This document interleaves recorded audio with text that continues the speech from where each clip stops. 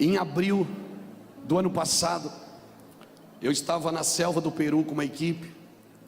Nós temos uma base de missões na selva do Peru, bem diante do rio Amazonas, do lado peruano. Temos um barco lá e nossa equipe está lá, inclusive foi segunda-feira. E eu fiquei uma semana lá na selva, com muita dor no ombro direito. Eu não conseguia dormir da dor. E eu tinha que tomar analgésico para poder dormir. Quando eu cheguei em casa, uma semana depois, eu procurei um fisioterapeuta. E ele estava me dizendo que era por causa do microfone, da postura que eu não paro, né? Ele disse: é a tua postura, todo torto, né? E amém. E aí ele me receitou um remédio, disse que eu deveria fazer algumas fisioterapias. Ele disse: mas eu vou te dar 3 injeções para você, para não ter mais dor. Você vai perder a dor. Eu digo: ok. E aí eu já estava tirando a camisa para tomar a injeção. Ele disse: não, eu vou dar a injeção aqui. E eu estava tirando a camisa. Eu disse: mas está doendo aqui. Ele disse: não, mas a injeção é aqui. E sabe o que eu aprendo aqui? Tem uma parte sadia do corpo que está tomando remédio pela parte doente do corpo. Tem uma parte sadia do corpo que permaneceu tomando medicamento, tomando as vacinas, se guardando, para que a parte doente do corpo fosse sarada. Eu louvo a Deus pelos pioneiros. Eu louvo a Deus pelos que colocaram o pé no Jordão primeiro. Então, irmãos, essa geração é uma geração que aprendeu a tomar o remédio pela parte doente. Não é uma geração que está atacando a noiva, que está batendo na noiva. É uma geração que está tomando o remédio pela parte doente. Está dizendo: Senhor, tem uma parte doente na cidade, tem uma parte doente na nação, mas eu me disponho a tomar o medicamento pela parte que precisa ser curada. E para todos vocês que tomaram o medicamento, para que nós chegássemos nesse lugar, que começou uma onda de cura no Brasil. As pessoas não querem mais entretenimento, as pessoas não querem mais oba-oba, elas querem Deus, elas querem Bíblia. Não adianta mais você dizer: tem um anjo aqui, tem um anjo ali. Eles querem ver o anjo.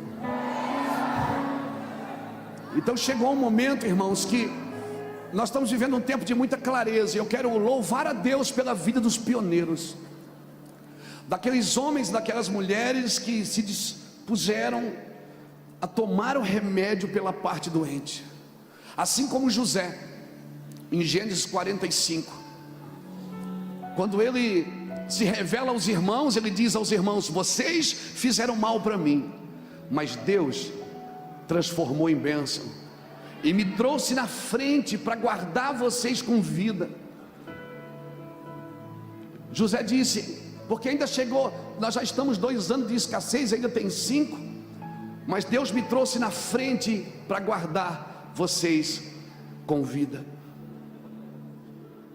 Eu louvo a Deus pelos pioneiros que entendem o propósito da dor, do sofrimento, da dificuldade, que não fizeram nada para se livrar do sofrimento, mas passaram, superaram. Para mim, irmãos, um cristão autêntico é um cristão que vive uma vida de superação. Existe um texto na Torá que os rabinos falam muito disso. Eles dizem que nenhum homem conhece a glória de Deus sem primeiro ter passado por uma queda, um sofrimento ou por muitas ofensas. Nenhum homem conhece a glória de Deus sem ter padecido na carne. E nós louvamos a Deus por isso. Louvamos a Deus. A Bíblia diz, hoje nós cantamos, o Ricardo trouxe a memória aquela canção: quero fluir como um rio, o rio de água vida, o rio de água viva. E a Bíblia fala desse rio em Ezequiel 47, que esse rio, por onde passa, ele cura. Mas a Bíblia diz no versículo 11 de Ezequiel 47, que existe um lugar nesse rio que é um charco, que o charco não pode ser saudável. O charco é para a produção do sal. Tem um lugar na nossa vida que parece que nunca é saudável. É aquele lugar ali que produz sal para curar a fonte. A fonte se mantém cura se nós produzimos aquele sal no meio da dor, no meio do sofrimento, no meio da dificuldade. A Bíblia diz que Jesus aprendeu a obediência por aquilo que sofreu. E as campanhas das nossas igrejas hoje é pare de sofrer.